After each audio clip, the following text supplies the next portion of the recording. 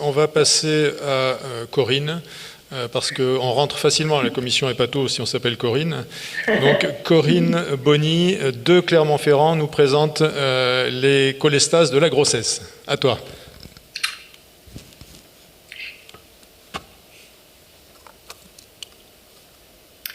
Bonjour, donc je vais vous parler des cholestases durant la grossesse.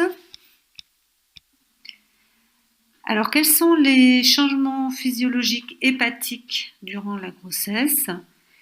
Il y a essentiellement donc une augmentation du risque de lithiase liée à une diminution de la mobilité vésiculaire. Il peut y avoir également un état procoagulant par augmentation du fibrinogène. Et enfin, augmentation du risque de varices œsophagiennes le 2e et 3e trimestre de la grossesse par compression liée à l'augmentation du volume utérin. Les changements physiologiques au niveau des paramètres biologiques, on retrouve donc un aspect stable des transaminases, de la bilirubine et des gamma-GT. Il y a une diminution de l'albumine et de l'hémoglobine par hémodilution, une augmentation des phosphatases alcalines au 3e trimestre de la grossesse en rapport avec une augmentation de la masse osseuse et placentaire, et enfin une augmentation de l'alpha-fétoprotéine liée à l'augmentation du volume hépatique du bébé. Alors, en cas de cholestase durant la grossesse, on va retrouver le plus fréquemment les hépatopathies gravidiques qui correspondent à 65% des cas, qui sont liés donc de manière spécifique à la grossesse. Puis les hépatopathies non gravidiques dans 35% des cas, qui peuvent être les hépatopathies aiguës intercurrentes, qui surviennent de façon fortuite, ou des hépatopathies chroniques préexistantes, également de découverte fortuite. Les hépatopathies chroniques préexistantes, on va retrouver le plus souvent donc les pathologies auto-immunes, vasculaires, virales, les stéatohépatites, les tumeurs et les maladies de surcharge. Concernant les hépatopathies aiguës intercurrentes, on va retrouver les causes classiques virales A, B, C, E, avec une particularité pour l'hépatite E qui peut être sévère au cours de la grossesse. Les autres causes virales que sont le CMV, le BV et l'herpès qui donne souvent de la fièvre. Il faudra éliminer systématiquement des prises de médicaments. On réalisera des échographies pour éliminer des causes lithiasiques. Et enfin, il faut se méfier des causes vasculaires comme le Budd-Chiari. À titre systématique, une infection urinaire sera à éliminer par un ECBU. Les hépatopathies gravidiques sont représentées essentiellement par 5 entités. Tout d'abord donc l'hyperémesis gravidarum qui survient donc de façon précoce, plutôt au 1er trimestre, avec comme signe évocateur des vomissements. Puis les causes plus tardives comme la cholestase gravidique qui survient donc au 2e et 3e trimestre et se manifeste par un prurite. La stéatose aiguë gravidique qui est également tardive et qui se manifeste par un syndrome polyuropolydipsique. La prééclampsie qui est tardive associée à une hypertension artérielle et une protéinurie. Et le HELLP syndrome qui est tardif et associé à une hémolyse et une thrombopénie.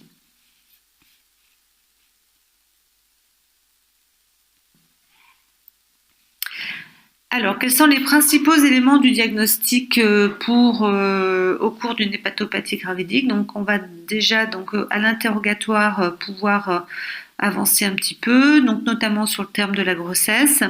La patiente a-t-elle eu déjà un antécédent de prurite au cours d'une grossesse précédente ou d'une contraception orale? Notion de prise de médicaments, de douleur de l'hypocondre droit, a-t-elle des nausées ou un syndrome polydipsique? L'examen clinique va rechercher la notion de température pour éliminer une pathologie herpétique, de même des vésicules herpétiques. Va prendre connaissance donc de la tension artérielle et de l'existence ou pas d'une protéinurie. Alors, sur le plan biologique, donc, on va faire un bilan classique comprenant un hémogramme avec des plaquettes, un ionogramme sanguin, une glycémie, une créatinine, une uricémie, une protéinurie, une CBU, un TP, les sérologies virales ABCE et CMV, sérologie et PCR-herpès en cas de fièvre, une mesure de la concentration des acides biliaires s'il y a un prurite, et une recherche d'anticorps anti-mitochondrie et antinucléaires en cas de prurite et de gamma-GT élevé. Enfin, une échographie du foie et des voies biliaires. Alors, on va maintenant aborder plus spécifiquement donc la plus fréquente qui est la cholestase intrahépatique gravidique. Alors, c'est comme je vous disais, la plus fréquente des hépatopathies gravidiques. La forme classique avec prurite est de 0 à 2% des femmes enceintes, mais il faut savoir qu'il peut y avoir une forme infraclinique avec juste augmentation des acides biliaires d'environ 10% des cas. La prévalence est forte en Amérique latine, d'environ 10 à 25% des cas. Les formes familiales ne sont pas rares, 15% des cas. Et enfin, il peut y avoir un facteur de risque de multiparité ou de grossesse gémellaire et de FIV. Le signe, bien sûr, le plus parlant est le prurite, qui arrive essentiellement au 3e trimestre, mais qui peut arriver également au 2e trimestre et de façon exceptionnelle au 1er. L'ictère est présent dans 10% des cas.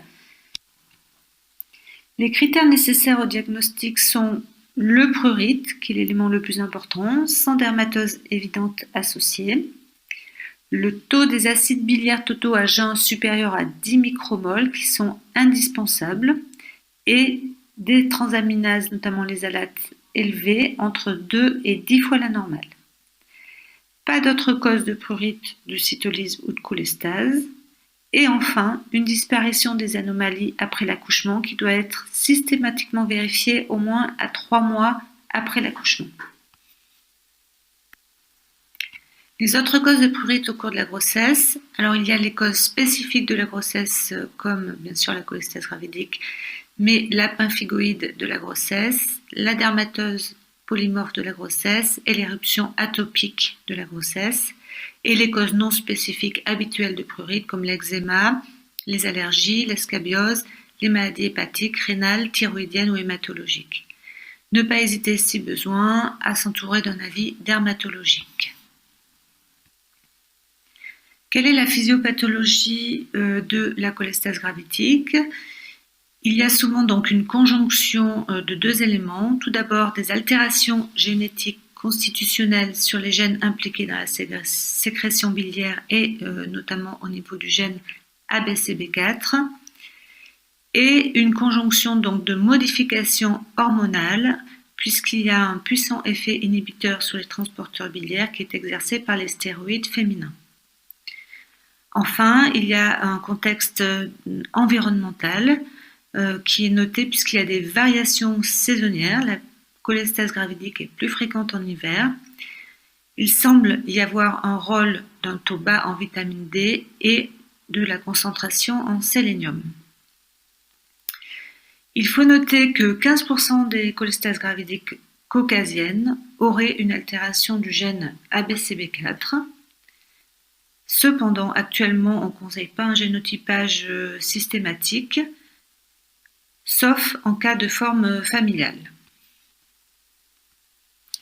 Les comorbidités non fortuites peuvent être présentes, gravidiques, la prééclampsie ou le diabète gestationnel, ou non gravidiques, à savoir la lithiase biliaire et le syndrome LPAC, l'hépatite C, une cirrhose associée, un cancer primitif du foie, une maladie auto-immune ou des maladies cardiovasculaires.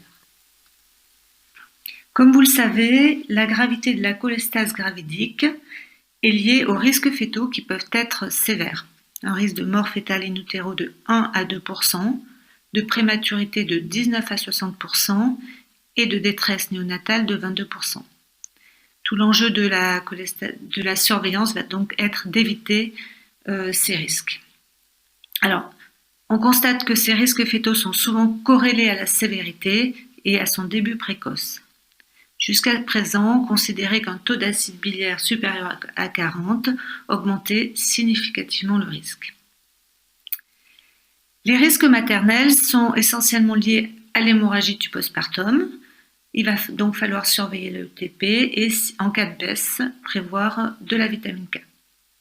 Enfin, on peut avoir un risque de récidive de cholestase gravidique de 40 à 60%.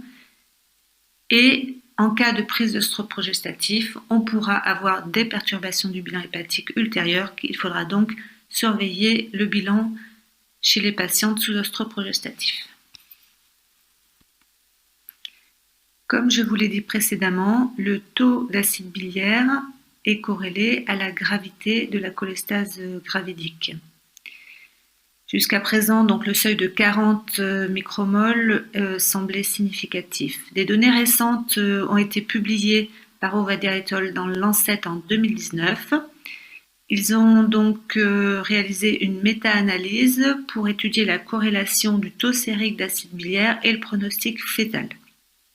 Ils ont poolé 23 études contrôlées avec au total 5557 cholestases gravidiques et 165 136 contrôles. Donc, vous voyez, les chiffres sont robustes. Le taux de mort fœtale in utero était de 0,91% en cas de cholestase gravidique et versus 0,32% chez les contrôles. Le petit p n'était pas significatif. Concernant le taux d'accouchement prématuré, il y avait 13% dans le groupe cholestase gravidique versus 4% dans le groupe contrôle avec un petit p significatif. On retrouvait donc un impact significatif de la cholestase gravidique sur la prématurité et la souffrance fœtale, mais pas sur la mort fœtale in utero.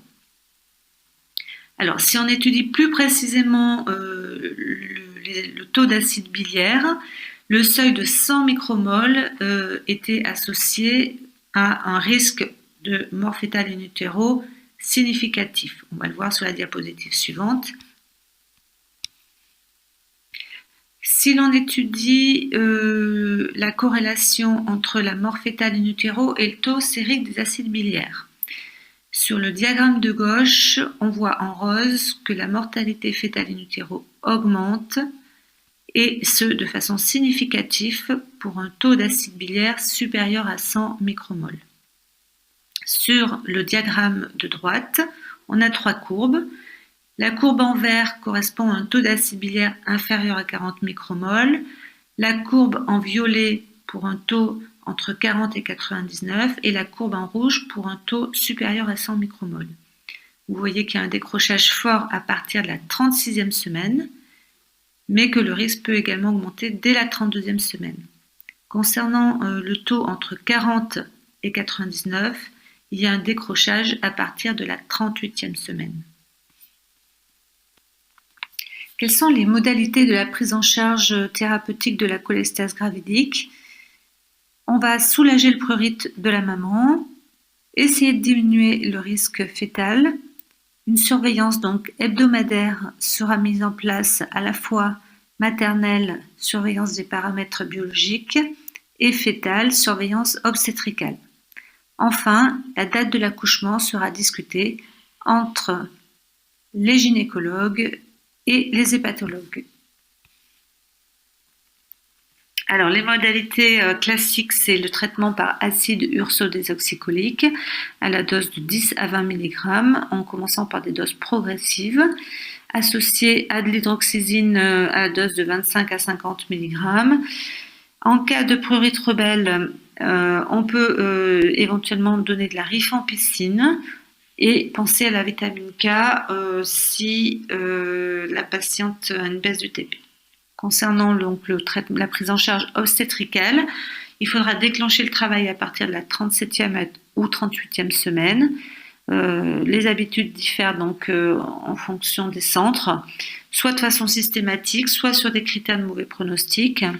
la baisse du rythme cardiaque fœtal, baisse des mouvements actifs fœtaux. Jusqu'à présent, donc, c'était à partir d'un taux d'acide biliaire maternel de 40 micromoles, mais je pense qu'on peut modifier, on peut être plus tolérant, et sur un taux de bilirubine maternelle supérieur à 30.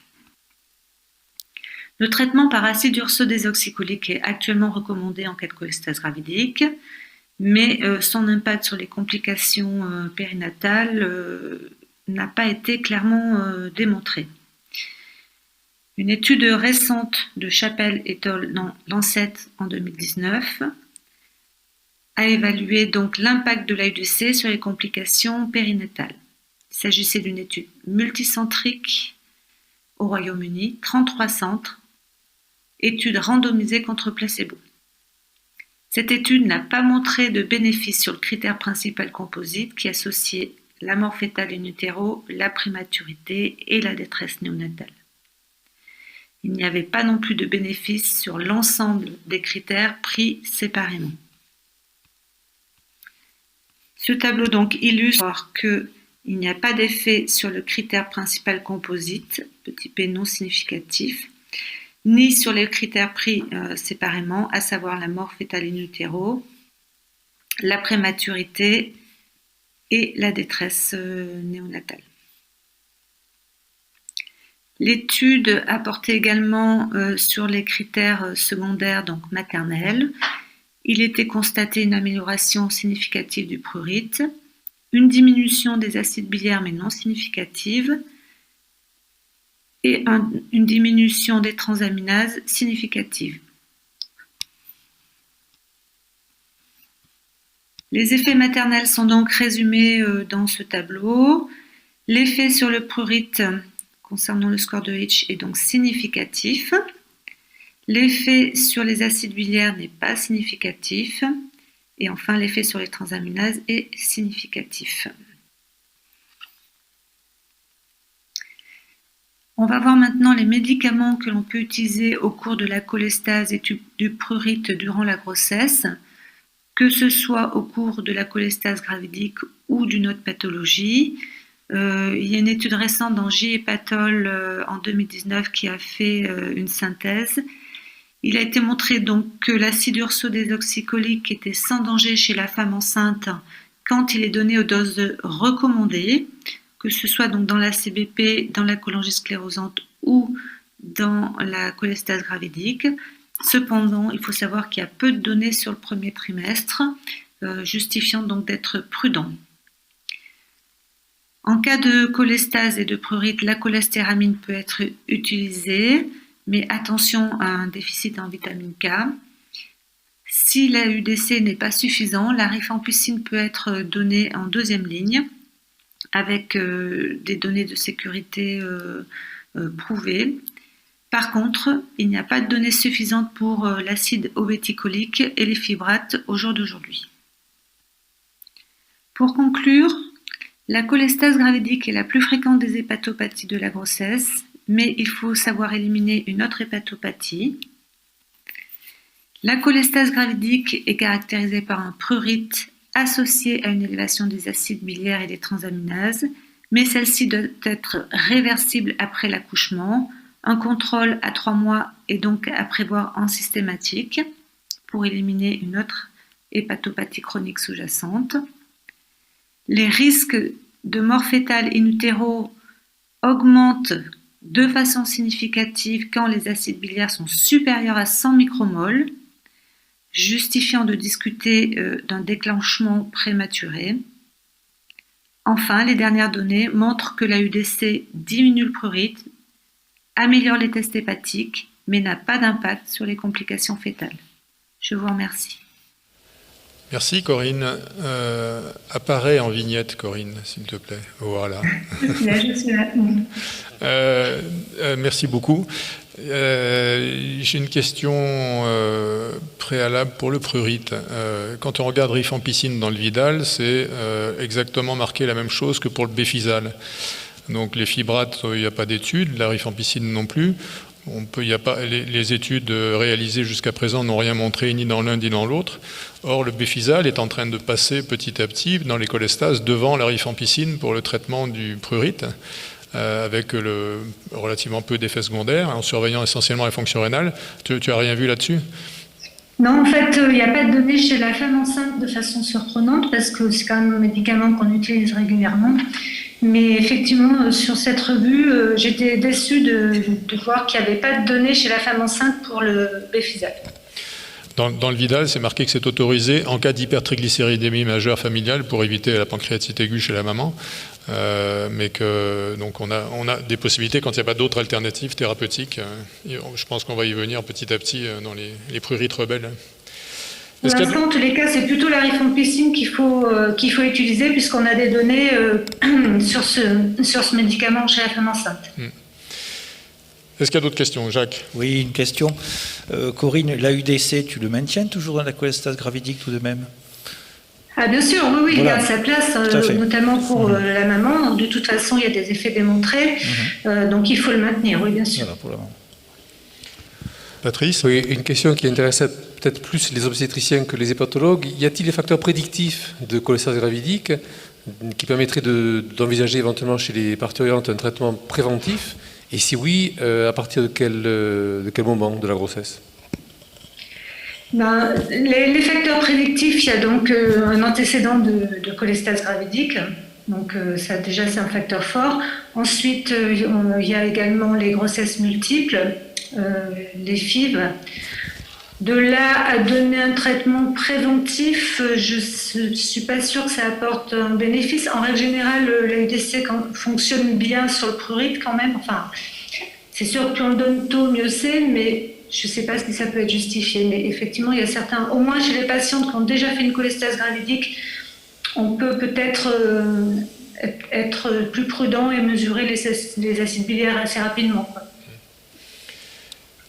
Une remarque de Nathalie qui est effectivement utile parce qu'on cherche toujours des données concernant l'utilisation des médicaments chez la femme enceinte. Nathalie rappelle que le site du CRAT, le CRAT, est quand même très utile parce qu'il référence l'utilisation des médicaments chez les femmes enceintes. Donc c'est vrai que c'est un site qu'on consulte régulièrement en hépatotoxicité, dans le cas particulier de la femme enceinte. Je ne sais pas s'il y a d'autres questions. Je crois que non. Donc Corinne, merci beaucoup.